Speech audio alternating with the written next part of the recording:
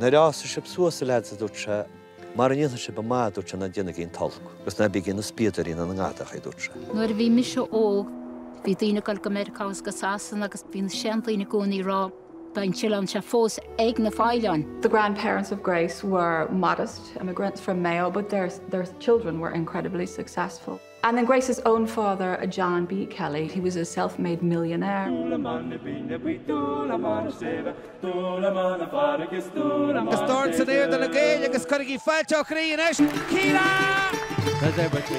Tom Munnelly, 20,000 songs would have disappeared into the ground. And the scéalta go léir cloiste going faoi an díomheas a bhír alientóirí an cheol Ghaeilge mar hampla.